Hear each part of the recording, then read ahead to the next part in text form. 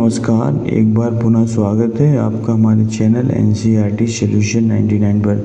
दोस्तों, आज हम कक्षा 12वीं की त्रैमासिक परीक्षा जो 2024-25 में आयोजित हुई थी उसके प्रश्न पत्र को लेकर आए हैं। दोस्तों, इसमें दोस्तों कुल प्रश्नों की संख्या 20 है। ये प्रश्न पत्र दोस्तों आपकी आगामी परीक्षाएं त्रैमासिक, अर्धवार्षिक और वार्षिक सभी के लिए दोस्तों इन प्रश्नोत्तरी आपके लिए लाभकारी साबित होगी। दोस्तों, ये प्रश्न पत्र हल करने से आपका आत्मविश्वास बढ़ेगा, साथ साथ आपको परीक्षा का पैटर्न का पता चलेगा कि प्रश्न किस तरह पूछे जाते हैं और बहुत से प्रश्नों की दोस्तों इनमें पुनरावृत्ति होगी जो दोबारा आपसे भी पूछे जाएंगे। तो दोस्तों देखते हैं कक्षा 12वीं के भूगोल प्रश्न पत्र को।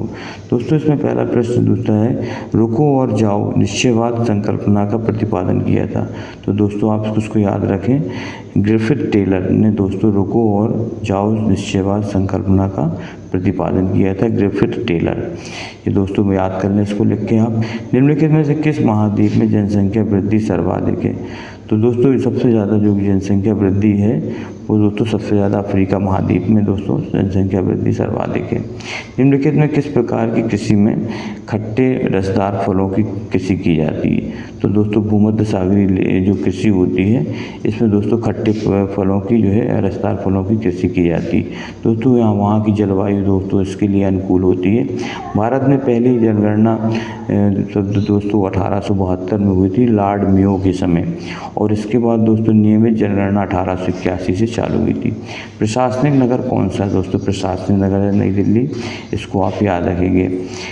रिक्त स्थान की पूर्ति करना, एंथ्रोपोजोग्राफी नामक पुस्तक की रचना किसने की थी दोस्तों? तो फ्रेडरिक रैटजेट ने एंथ्रोपोजियोग्राफी नामक पुस्तक की रचना की थी। एशिया महाद्वीप में सबसे अधिक जनघनत्व वाला देश कौन सा है?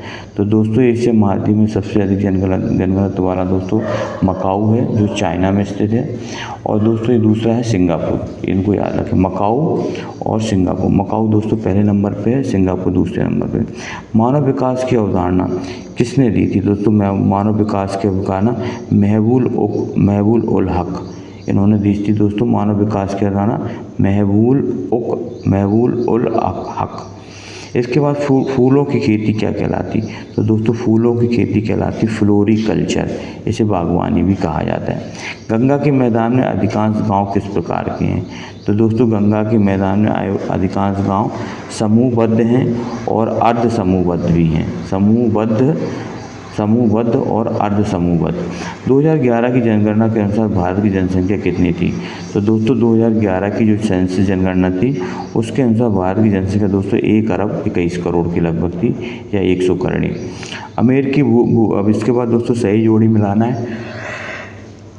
दोस्तों इन प्रश्नों से बहुत से प्रश्न दोस्तों आपके रिपीट होंगे परीक्षाओं में, और अक्सर यही प्रश्न दोस्तों बार बार पूछे जाते हैं। बस आपको इनको अच्छी तरह से रिवाइज करना है।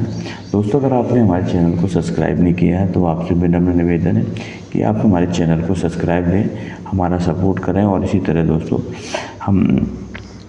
इसी तरह हमारा मोटिवेशन बढ़ाते रहें। इसके बाद निम्नलिखित की सही जोड़ी बताएं। अमेरिकी भूगोलवेत्ता थे दोस्तों एलन सी सैम्पल। निम्न जनघनत्व वाला देश है दोस्तों भूमध्य रेखीय प्रदेश है, ये दोस्तों निम्न जनघनत्व वाले प्रदेश हैं। इसके बाद स्थानांतरित कृषि दोस्तों कहलाती कर्तन एवं दहन कृषि। इसके बाद भारत की जनसंख्या घनत्व है दोस्तों 382 व्यक्ति प्रति वर्ग किलोमीटर, इसको याद रखना। भारत का जो जनसंख्या घनत्व होता है दोस्तों प्रति वर्ग किलोमीटर में रहने वाली जनसंख्या से है, तो 382 व्यक्ति प्रति वर्ग किलोमीटर है। सर्वाधिक जनसंख्या घनत्व देश दोस्तों चीन है। इसके बाद दोस्तों सत्य असत लिखना है। ग्रिफिथ टेलर नवनिश्चयवाद के जनक माने जाते हैं दोस्तों, सही है। ये जो ग्रिफिथ टेलर हैं वो नवनिश्चयवाद के जनक माने जाते हैं। विश्व की 90% जनसंख्या स्थल भाग के 10% भाग में निवास करती है दोस्तों, सही है, ये सत्य है। और खनिज संसाधनों का संरक्षण आवश्यक नहीं है दोस्तों, ये गलत है।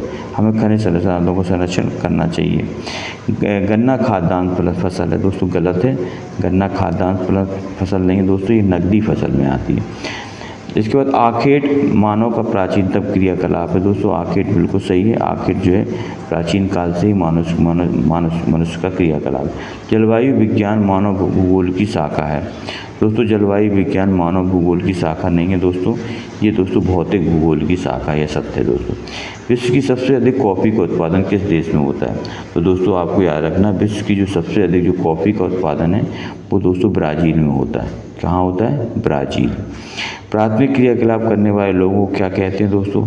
तो इसको दोस्तों लाल कॉलर के नाम से जाना जाता है, लाल कॉलर श्रमिक।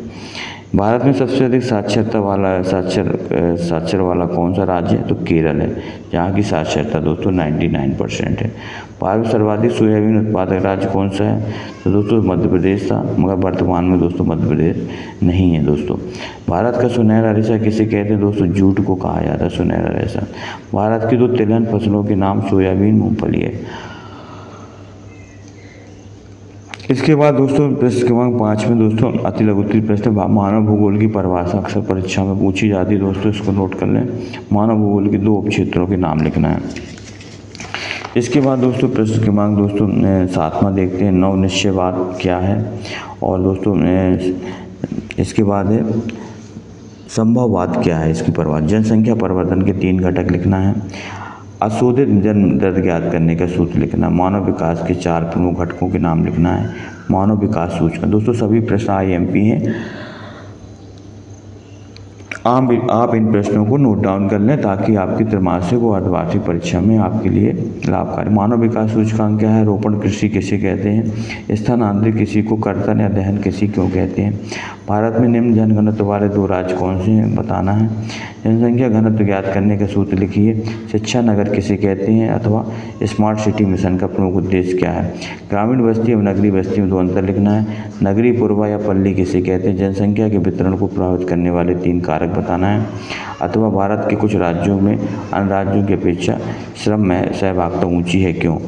भारत के भू जल संसाधनों की कोई 3 पर्यावरणीय बताना। समस्या कौन कौन सी हैं? जन्म दर और मृत्यु दर में 3 अंतर बताना है।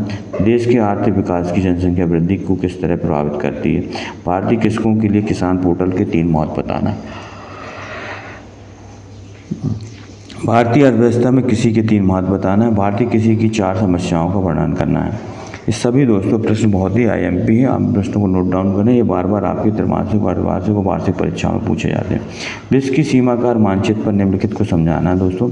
अफ्रीका के मिश्र जलकृषि क्षेत्र, ऑस्ट्रेलिया